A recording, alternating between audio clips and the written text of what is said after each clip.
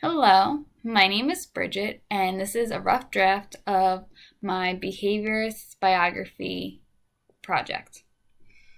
I chose to do Fred S. Keller, and in this presentation, I'll go over some facts about Fred S. Keller, his contributions to behavior analysis, as well as how his work relates to the things that we have learned and are currently learning in our class.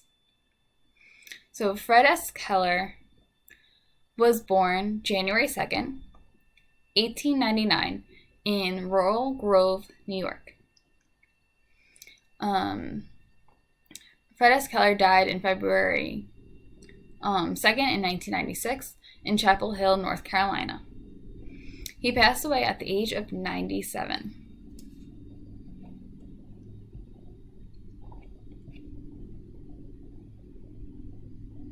Some facts about his life was in his 97 years of life, Fred Keller was very ambitious and was successful in many of the things that he did. He truly left his mark on this world. Keller was an American psychologist and led the way in experimental psychology. Fred S. Keller received his bachelor's degree from Tufts University and then went on to Harvard University to receive his master's as well as his PhD.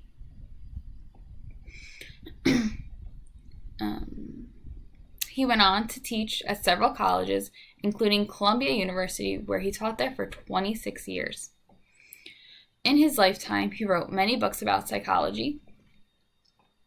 Keller is best known for his development of personalized system of instruction, which a lot of time is referred to as PSI, or also known as the Keller Plan. PSI is still used. It is composed of small self-paced modularized units of instructions where study guides direct learners through the modules. Next, I'll go on to talk about his contributions to behavior analysis. Fred Keller's contributions to behavior analysis include his beliefs in the power of positive reinforcement, the concept of operant conditioning, and his methods of teaching and learning. His methods of teaching and learning were that you should treat the student as an individual. His personalized system of instruction, PSI, involves Skinner's theories of learning grounded in operant conditioning strategies of behaviorism. Fred Keller, he developed a reinforcement theory as well.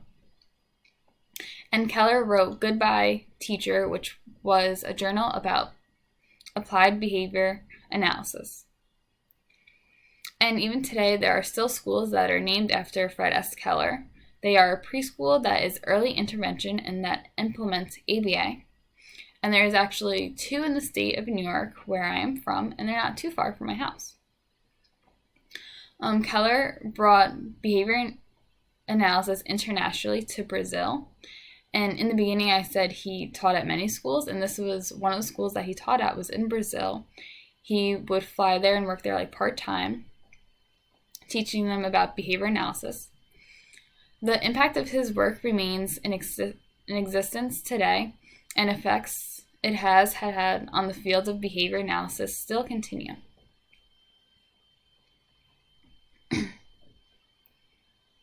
The next part that I will talk about is Fred Keller's work and how it relates to what we are learning in class.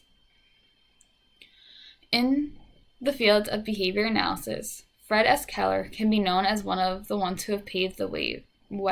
And I say this because when he was going to school, learning, and experimenting, behavior analysis was still in the early stages of forming.